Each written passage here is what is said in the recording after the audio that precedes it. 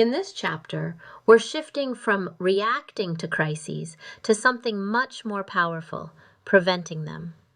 Chapter 3 is about understanding how crises develop over time, and how many of them could have been avoided if warning signs had been taken seriously. The most important word in this chapter is prodrome. A prodrome is a warning sign, a red flag that something is wrong and may escalate. In crisis communication, prodromes are moments where intervention is still possible. Once a crisis is fully visible, options narrow. Reputation damage accelerates. Control decreases. Think of a crisis like a fire. It rarely starts as an inferno. It usually starts as a spark. Prodromes are those sparks. Crisis communicators aren't firefighters who rush in once everything is burning. They're fire prevention specialists. Their job is to notice smoke early and act before damage spreads. Prodromes don't just exist in organizations, they exist in people. Patterns of troubling behavior, ignored concerns, repeated warnings, these are all prodromes. When people around a situation notice warning signs but fail to act, the question later becomes not what happened, but why no one intervened sooner. After a crisis breaks, the media almost immediately turns to the question of prevention. You'll often see headlines or stories asking, "Could this have been prevented? Who knew? Who failed to act?" These questions shape public opinion very quickly. Crisis communicators need to be asking these questions internally long before reporters do. It's important to understand that the news media is not designed to protect organizations. Sometimes coverage is sympathetic. Sometimes it's critical. Often it's neutral. But support is never guaranteed. The media's role is accountability, not loyalty. Organizations that assume positive treatment without earning trust are often surprised by coverage. Organizations don't operate in isolation. They rely on many different publics, groups that affect their success or failure. Any strained relationship with a public can become a prodrome.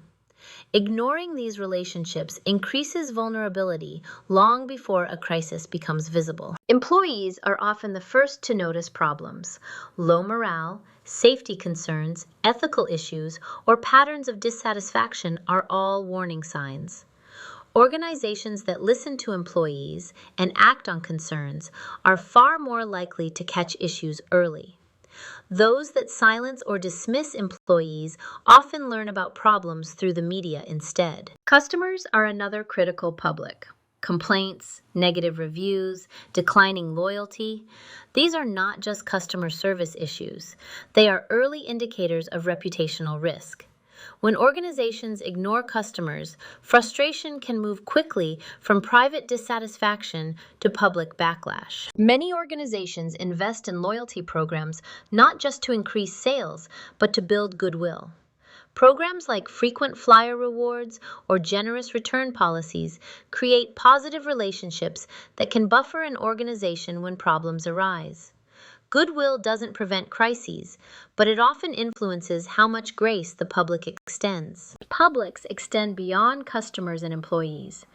Organizations must consider relationships with racial and ethnic communities, religious groups, seniors, people with disabilities, people with different lifestyles. Ignoring or marginalizing any group can become a reputational risk. This chapter makes a strong argument. People matter more than short-term profit. Organizations that focus only on cost, speed, or efficiency often overlook human impact. Person-centered organizations prioritize safety, dignity, and trust, and tend to be more resilient in crises. The Tylenol crisis is a textbook example because of how the company responded.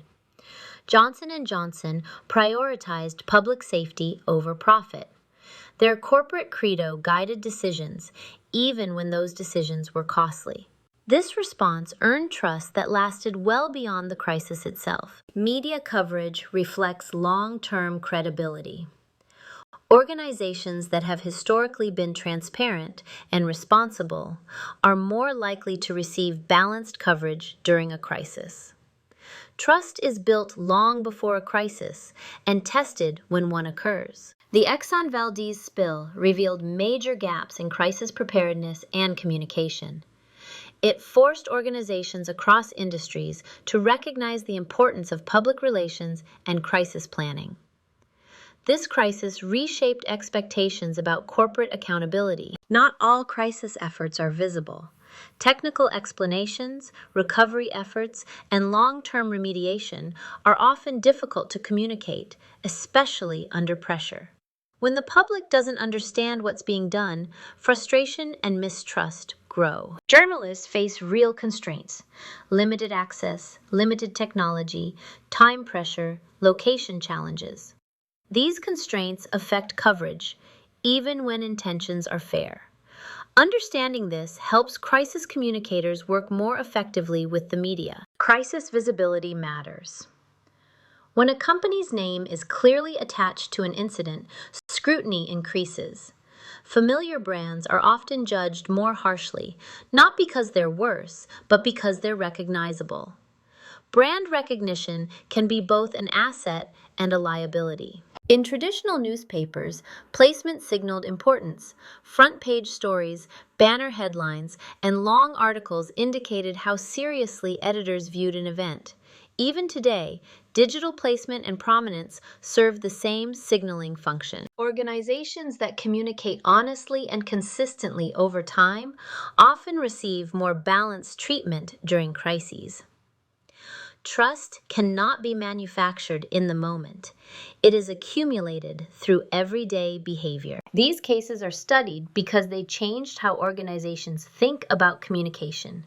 They revealed the dangers of ignoring prodromes and showed why proactive communication is essential for survival. The most important lessons from this chapter are: crises usually show warning signs. Early action matters. Relationships are protective.